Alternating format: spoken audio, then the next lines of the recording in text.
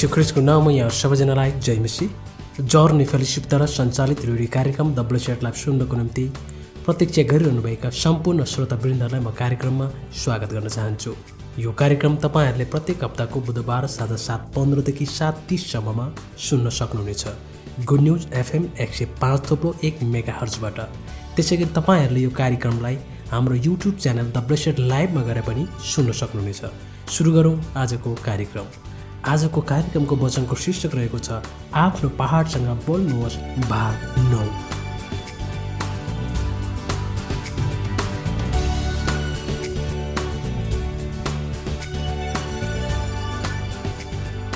यस श्रृङ्खलाहरूमा शैतानको हरेक युक्तिहरूलाई परास्त गर्न येशूले हामीलाई कसरी सारा शक्ति र अधिकार दिनुभएको छ भन्ने यथार्थलाई बुझ्दै खण्डन गर्दै आइरहेका छौँ।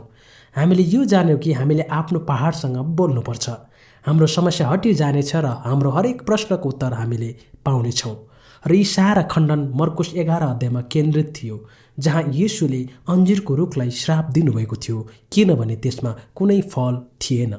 अघिल्लो श्रृङ्खलामा येशूले किन त्यो अन्जिरको रुखलाई श्राप्नुभयो भन्ने विषयको अन्तर्दृष्टि थाहा गर्न हामीले पुरै मर्कुस 11लाई खण्डन गऱ्यौँ। रुखमा पातहरू भएको कारणले त्यो फलदायक देखिन्थ्यो, तर त्यहाँ फल हुनुपर्ने थियो, तर त्यो केवल बाहिरी रूपमा देखावटी अन्जिरको रुख मात्र थियो। तर त्यहाँ साँच्चीकै कुनै फल नै थिएन। यसले मनुष्यको आत्मा धार्मिकतालाई जनाउँदछ, जुन चाहिँ बाँझो र कुनै फल बिनाको खोक्रो हो। हामीले त्यस आत्मा धार्मिकताको पहाडसँग बोल्नुपर्छ। हामीले त्यसलाई सराप्नुपर्छ र त्यो जरादेखि नै मर्नेछ, अनि मात्र हामी परमेश्वरले दिनुहुने धार्मिकताको वरदानमा कार्यशील हुन सक्दछौँ र त्यहाँ फल लाग्नेछ।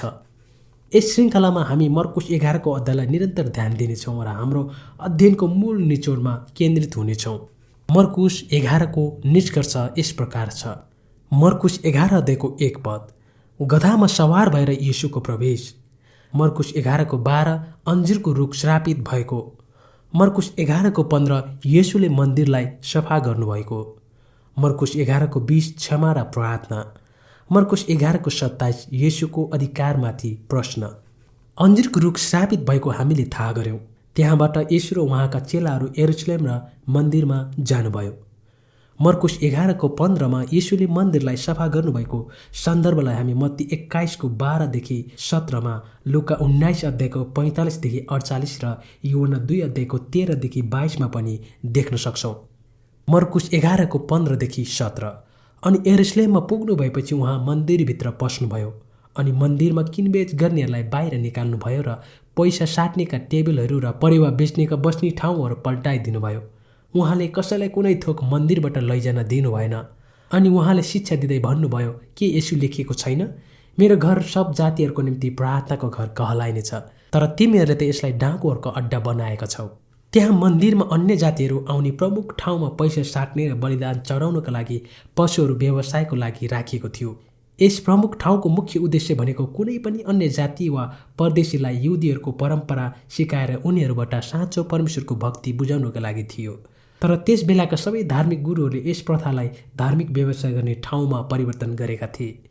तिनीहरूले सबै अन्य जातिहरूको प्रमुख ठाउँमा कब्जा गरेर पैसा साट्ने र बलिदानको पशु बिक्री गर्ने अड्डा बनाएका थिए।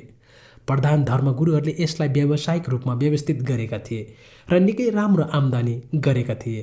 उनीहरूले आफ्नो लोभीपन र भौतिकवादको पाप ढाक्नको लागि मन्दिर र धर्मको गलत प्रयोग गरेका थिए। तिनीहरूले केवल बाहिरी रूपमा धार्मिकताको सङ्केत दिएका थिए, तर भित्रबाट बिल्कुलै खोक्रो र बिना फलको थिए। अन्जिरको रुख जस्तै उनीहरूमा पात त थियो, तर कुनै फल थिएन। परमेश्वरले मन्दिरलाई प्रार्थनाको सभा बनाउनु भएको थियो। आज हाम्रो शरीर प्रार्थनाको मन्दिर हो, अनि यरुशलेममा भएको मन्दिर पनि प्रार्थनाको लागि निर्माण भएको थियो। यो यस्तो पवित्र स्थान हो जहाँ हाम्रो आत्मा र पवित्र आत्माको भेट हुन्छ र सँगै आराधना गर्दछ, जहाँबाट हामीले परमेश्वरको प्रतिज्ञालाई घोषणा गर्दछौँ, उहाँको उपस्थितिको उत्सव मनाउँछौँ र परमेश्वरको शक्तिलाई धारण गर्दछौँ। हाम्रो शरीर चाहिँ केवल परमेश्वरको इच्छा अनुसारले प्रयोग हुनुपर्छ भनेर हामीले आफ्नै शरीरको सुरक्षा गर्नुपर्छ। हाम्रो दिमागमा प्रार्थनालाई हटाएर आम्दानी हुने भौतिकवादको विचारहरूले भर्नको लागि शैतानले अक्सर हामीलाई धोका दिँदछ।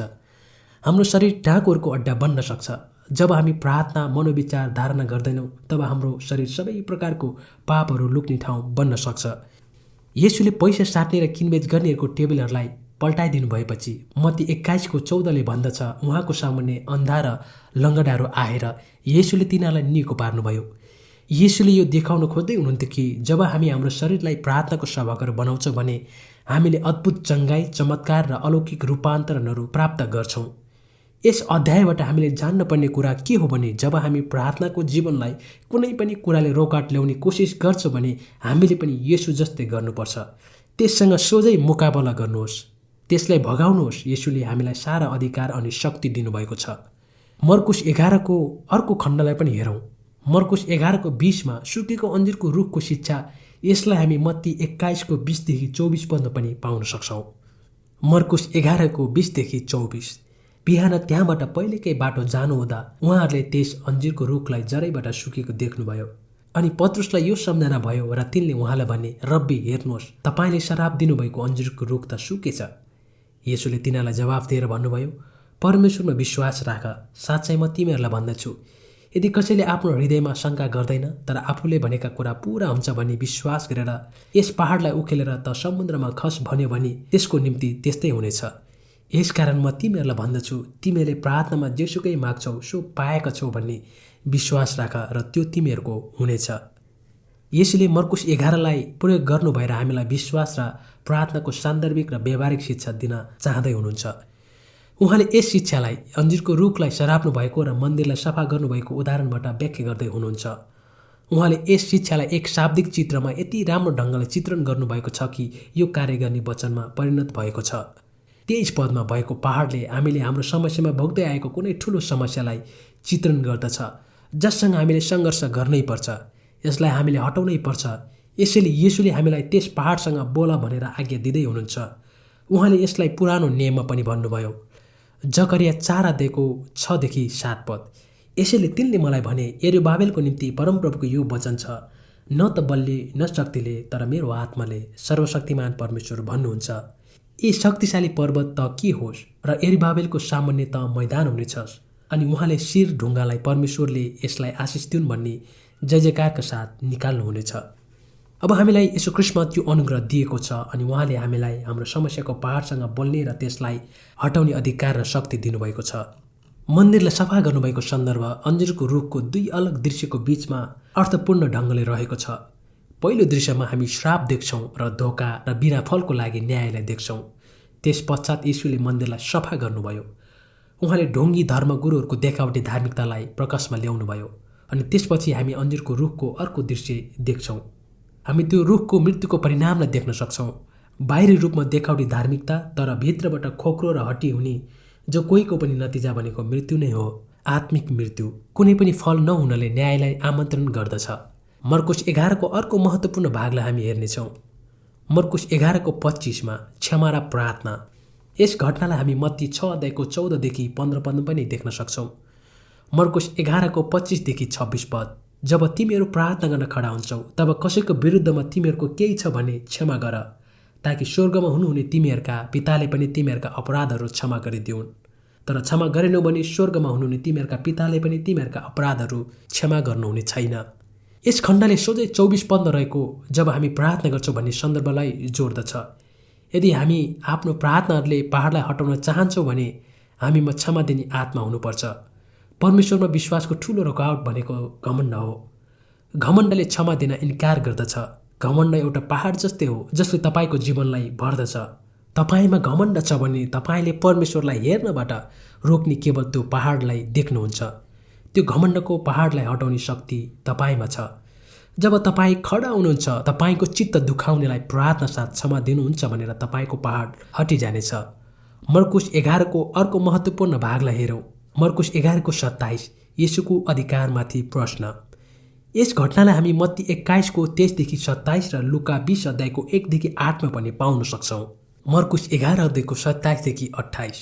उहाँहरू फेरि यरुशलेममा आउनुभयो अनि येशू मन्दिरमा यताउता हिँडिरहनुहुँदा मुख्य पुजारीहरू, शास्त्रीहरू, धर्मगुरुहरू उहाँ कहाँ आए। तिनीहरूले उहाँलाई प्रश्न गरे, कुन अधिकारले तिमी यी कामहरू गर्दैछौ? यी कामहरू गर्ने अधिकार तिमीलाई कसले दियो? हामीले यस विषयमा अघिल्लो अध्यायमा हेरिसकेका छौँ। शैतानले जहिले पनि परमेश्वरको वचनको विरुद्ध प्रश्न गर्दछ। जोटमाथि विश्वास गर्नलाई आदम र हब्बालाई झुकाएको आदनको बगैँचादेखि नै शैतानले हामीमा अविश्वास र शङ्का उत्पन्न गर्ने कोसिस गर्दछ। त्यसले हामीले नियन्त्रण गरेको मानिसहरूलाई प्रयोग गरेर अविश्वास र शङ्का उत्पन्न गराउँदछ। जब हामी पुरानो नियममा कुनै ढाँचाहरू देख्छौँ, त्यो ढाँचाहरू नयाँ नियममा वास्तविकतामा झल्किएको देख्छौँ। यस हिसाबले जब हामी कुनै ढाँचा नयाँ नियममा देख्छौँ भने त्यो ढाँचा भविष्यमा झल्किएको देख्नेछौँ। यसैले यहाँ मर्कुस 11 हामीले एउटा वस्तुबाटको शिक्षा वास्तविक जीवनमा कार्यशील भएको थाहा गऱ्यौँ। यसले हामीलाई हाम्रो जीवनमा पनि क्षमतावान परिस्थितिहरूको अन्तर्दृष्टि प्रदान गर्दछ।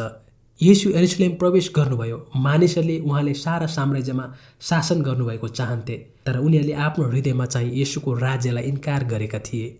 अर्को, येशूले पातले भरिभराउ अन्जिरको रुख देख्नुभयो, तर त्यहाँ कुनै फल देख्नु भएन। त्यसैले उहाँले न्याय गर्नुभयो। आदनको बगैँचादेखि नै अन्जिरको रुखको पातले आत्मप्रयासलाई चिनारी दिएको छ। अन्जिरको रुखको पातले हाम्रो आफ्नो बल बुद्धिमा धर्मी बन्न खोज्ने हाम्रो प्रयासलाई प्रस्फुटन गर्दछ। जब हामी आफै कोसिस गर्छौँ भने त्यहाँ धेरै बल, शक्ति, व्यस्तता, पसिना हुन्छन्, तर कुनै फल हुँदैन। यसो बाहेक कुनै पनि धर्मले हामीलाई हाम्रो राम्रो काम अनुसार फलदायक बनाउँदैन। मत्ती 23 अध्यायको 27 देखि 28 पद। अन्जिरको रुखलाई श्राप दिनुभएपछि येशूले मन्दिरलाई सफा गर्नुभयो। मन्दिर प्रार्थनाको सभाको रूपमा स्थापित हुनुपर्थ्यो, तर त्यहाँका धर्मगुरुहरूले प्रार्थनाको सभाघरको गलत प्रयोग गरेका थिए। उनीहरूले आफ्नै लोभपूर्ण रणनीतिहरूले सेवकाई दिने देखावटी कामद्वारा परमेश्वरको भावनालाई फोहोर मैला बनाएका थिए। परमेश्वरतर्फ अघि बढ्नुको साटो उनीहरू मानिसहरूको गोजीमा भएको पैसातर्फ लम्किएका थिए। आजको मन्दिर भनेको हाम्रो शरीर हो। हामी परमेश्वरसँग घनिष्ठ सम्बन्धमा भएको उहाँ चाहनुहुन्छ। जब हाम्रो ध्यान उहाँमा हुन्छ भने हाम्रो हृदयको मन्दिरमा हामी संसारिक कुनै पनि थोकलाई आउन दिँदैनौँ। मत्ती 23 अध्यायको 25 देखि 26 पद। धिक्कार तिमीहरूलाई शास्त्री र फरिसीहरू हो, धिक्कार तिमीहरूलाई शास्त्री र फरिसीहरू हो, ढोङ्गीहरू, किनभने तिमीहरू कचौरा र थालको बाहिरपट्टि मार्दछौ, तर भित्रपट्टि भने लोभ र असंयमले भरिएका छौ। अन्धा फरिसी हो, पहिले कचौरा र थालको भित्रपट्टि सफा पार र तिनको बाहिरपट्टि पनि सफा होस्। यरुशलेमबाट बाहिर हुँदा यसले सुक्खा अन्जिरको रुखलाई चेलाहरूको निम्ति शिक्षाको लागि प्रयोग गर्नुभयो। कुनै पनि वस्तुमाथि उहाँले प्रयोग गर्नुभएको शक्तिको प्रदर्शन त्यहाँ देखाउनुभयो। येशूले हामीलाई पनि सबै अधिकार र शक्ति दिनुभएको छ। हाम्रो जीवनमा आइपरेका कुनै पनि समस्यामाथि बोल्ने अधिकार हामीमा पनि छ। हाम्रो प्रार्थना भनेको माग्नु र विश्वास गर्नु हो। हाम्रो प्रार्थनाको जीवनलाई कुनै कुराले पनि रोकावट नगरोस् भन्ने हेतुले हामीले अरूलाई क्षमा दिनु जान्नुपर्छ। मन्दिरको धर्मगुरुहरूले येशूको अधिकारमाथि प्रश्न उठाए। येशू दिइसक्नुभएको अधिकार र शक्तिमाथि बिना अर्थ प्रश्न गरेर शैतानले हाम्रो दिमागमा धोका र शङ्का उत्पन्न गर्दछ। त्यसले हामीले कमजोर र घमण्डी बनाउने कोसिस गर्दछ। मर्कुस 11 अध्यायमा हामीले यो जान्यौँ कि येशू हाम्रो जीवन र हृदयमा राज गर्नको लागि आउनुभयो। हामीले यो पनि जान्यौँ कि उहाँ हामीसँग फलदायक साँचो र घनिष्ठ सम्बन्ध स्थापना गर्न चाहनुहुन्छ। हाम्रो हृदयमा आउने पैसाको लोभ र सांसारिक विभिन्न इच्छाहरूबाट हाम्रो हृदयलाई सुरक्षित राख्नुपर्छ। शैतानले हामीलाई घमण्डी बनाए तापनि त्यसको कुनै पनि युक्तिको विरुद्ध बोल्नको लागि हामीसँग अधिकार र शक्ति छ। जब हामी अधिकारसहित बोल्दछौँ तब कुनै पनि पहाड हटिजानेछ। मर्कुस 11ले हामीलाई न्यायसहित विभिन्न नकारात्मक कुराहरू गरे तापनि उक्त वचन खण्ड रहेका विश्वासीहरूको लागि परमेश्वरको अधिकारद्वारा प्राप्त गर्ने विजयको आशिषमय शिक्षा हो। आदरणीय श्रोताबिन, हाम्रो कार्यक्रम सकिसकेको छ। यदि तपाईँहरूलाई आजको कार्यक्रम सम्बन्धी, आजको वचन सम्बन्धी तपाईँहरूको सल्लाह सुझाव प्रतिक्रिया छन् भने तपाईँहरूले हामीलाई पत्रचार गर्न नभुल्नुहोला। हाम्रो पत्रचार गर्ने ठेगाना रहेको छ पोस्टबक्स नम्बर 5191 काठमाडौँ, नेपाल। त्यसै गरी हाम्रो इमेल ठेगाना रहेको छ eru.kcc2020@gmail.com। हस्त आजको कार्यक्रमबाट म बिदा हुन चाहन्छु। परमेश्वरले यहाँहरू सबैजनालाई आशिष दिउन्। जय मसी, नमस्कार, शुभरात्रि। जित्यो नि मेरो मनलाई लौन कसले पो होला खै, यीशुको मायाले सुन, यीशुको मायाले शीतलता कस्तो आत्मामा मेरो किन पो होला खै,